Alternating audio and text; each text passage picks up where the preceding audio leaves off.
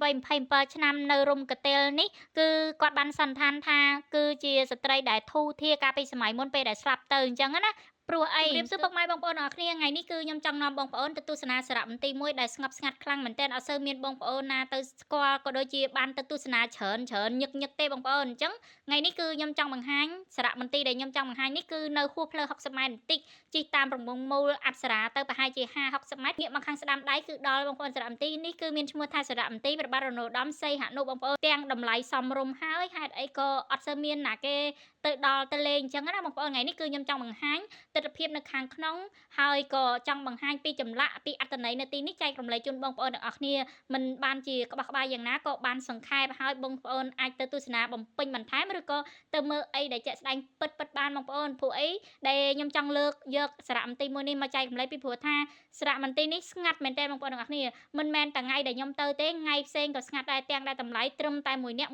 1000រៀលតែប៉ុណ្ណោះបងប្អូនហើយមិនមានថ្ងៃបន់ជាតិឬក៏ថ្ងៃសៅរ៍អាទិត្យអីគឺអត់យកលុយតែម្ដងខ្ញុំចង់ចូលរួមបន្តិចដែរថ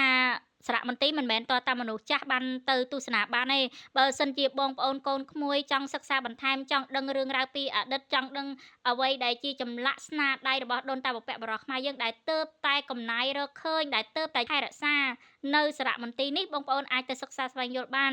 នហើយបងប្រុសមគ្គទេសក៏បាននិយាយថាពេលខ្លះគឺបងប្អូនក្មេងៗហ្នឹងគាត់ទៅទស្សនាក៏ពិតមែនតែដើរតែមួយជុំពីរជុំមិនចំណាយពេលយូរទេក៏ថតរូប1 2 3ហើយក៏ត្រឡប់ទៅវិញអញ្ចឹងណាបងប្អូនអញ្ចឹងនៅក្នុងវីដេអូមួយនេះគឺខ្ញុំចង់ចែករំលែកពីអត្តន័យនៃចម្លាក់ក៏ដូចជាមានលោហៈភាគអីគ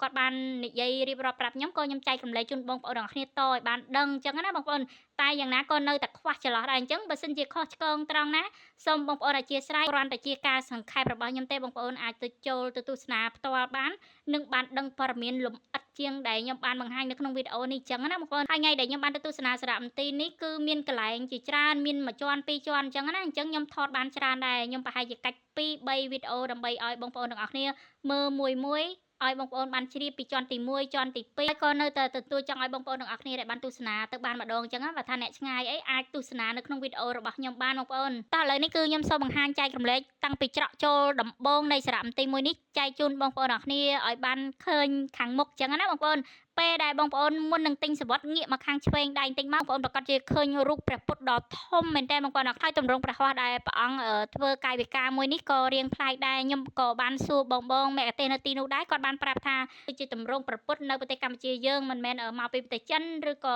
យកលំនាំតាមប្រទេសឥណ្ឌាទេបងប្អូនគាត់បានប្រាប់ខ្ញុំអញ្ចឹងណាឥឡូវនេះគឺខ្ញុំមកដល់កន្លែងទិញសវត្ថហើយក៏ខ្ញុំបានដើរទស្សនារូបចម្លាក់ជាច្រើនហើយបងមគ្គទេសហ្នឹងក៏គាត់បានបញ្យល់ណែនាំពីអូនផ្សេងនឹងខ្ញុំផងដែរបងប្អូនទាំងអស់គ្នាកន្លែងនេះគឺជាកំណាយដែលគេរកឃើញដំបូងគឺជាទម្រង់បែបនេះហើយបងប្អូនអញ្ចឹងក៏គេយកគំរូយកមកដាក់នៅទីនេះដើម្បីឲ្យបងប្អូនទាំងអស់គ្នាបានងាយស្រួលបានយល់ថាកាលពីសម័យមុនគឺការបូជាសពនិងការកប់បែបនេះឯងបងប្អូនសម្រាប់អត្ថប្រយោជន៍ស្រាទំពាំងបាយជូរខ្មែរនិងផ្សំដោយរុក្ខជាតិធម្មជាតិឱសថល្អជាច្រើនមុខទៀតនេះផ្សំឡើងឲ្យคล้ายទៅជាស្រាញ៉ាំជំនួយដល់សុខភាពស្រាក្រហមខ្មែរត្រាំទំពាំងបាយជូរញ៉ាំរួចជួយកាត់បន្ថយជាតិខ្លាញ់ក្បាលពោះជួយសម្រួលដល់បងប្អូនដែលគេងមិនសូវលក់ជួយឲ្យរដូវដើរទៀងសម្រាប់បងស្ត្រីស្រានេះមានជាតិអាល់កុលត្រឹមតែ10%តែប៉ុណ្ណោះបងប្អូនទាំងអស់គ្នាពេលដែលបងប្អូនបានញ៉ាំរួចគឺបែកញើសដេញជាតិពុលបងប្អូនជាពិសេសជាងនេះទៅទៀតបើសិនជាបងប្រុសមុននឹងគាត់ហាត់ប្រាណឬក៏កំពុងតែពេលហាត់ប្រាណសារមួយកូនពេងបណ្ដាហាត់ប្រាណបណ្ដាកាន់តែល្អទៀតបងប្អូនសូមបងប្អូនទាំងអស់គ្នាប្រសើរឲ្យបានត្រឹមត្រូវតាមកម្រិតសមល្មមនិងទទួលបានផលល្អដល់សុខភាពបើសិនជាបងប្អូនទាំងគ្នាបានដាក់ទូទឹកកកត្រជាក់ទៀតរសជាតិកាន់តែឆ្ងាញ់ថែមមួយកម្រិតហើយស្ត្រីដែលមានវ័យ27ឆ្នាំនៅរំកន្ទែលនេះគឺគាត់បានសន្និដ្ឋានថាគឺជាស្ត្រីដែលធូរធារកាលពីសម័យមុនពេលដែលស្លាប់ទៅអញ្ចឹងណាព្រោះអីគឺយើងឃើញនៅចុងជើងហ្នឹងគឺមានក្បាលជ្រូកបងប្អូនហើយសពផ្សេងគឺអត់មានទេអញ្ចឹងគេអាចសន្និដ្ឋានបានហ្នឹងហើយគេក៏កំណាយរកឃើញទៅក៏គេដាក់រូបមារកាំងនៅខាងក្នុងក្បាលជ្រូកคล้ายបង្ហាញថាកាលពីសម័យមុនគឺមានការកប់បែបនេះហើយរុំកន្ទេលបែបនេះចឹងណាបងប្អូនងាកមកខាងនេះម្ដងគឺទូហ្នឹងគឺជាឆ្អឹងត្រីដែលកាលពីសម័យមុនដែលគេបានរកឃើញចឹងណាបងប្អូនហើយគេធ្វើ DNA ទៅក៏ដឹងថាតាំងពីឆ្នាំណាចឹងណាបងប្អូនហើយត្រីនេះក៏បង្ហាញថាជាត្រីអីដែរបងប្អូនទំនើបខ្លាំងមែនតើចំណុចកន្លែងនេះគឺបងប្អូនទាំងអស់គ្នាអាចស្ដាប់ការបកស្រាយរបស់បងដែលជាអ្នកអត្ថាធិប្បាយនៅក្នុងសារមន្ទីរមួយនេះបានបងប្អូនបាទស្គឹងបាក់បោនេះគឺជាពួកពលរដ្ឋ សូមបីឆ្អឹងត្រីខ្លាញ់នៅសក់ឬពណ៌ឆ្នាំនេះ អូលើណាត្រី មកនៅត្រីក្រាញ់តាំងពីសម័យ 3000 ឆ្នាំ 3000ជាងឆ្នាំមុនត្រីក្រាញ់ខ្ញុំគិតថាបាក់ពុកថយបងព្រោះដូចស្អឹងវាស្ដើងតែនៅក្នុង បាទបើយើងបច្ចុប្បន្នគឺអត់នៅជាមួយស៊ីអស់ហើយ អូ នេះគេដាក់ថ្នាំអត់បងបានចឹង អត់ទេអត់មានដាក់ខ្លាំងទេ ចា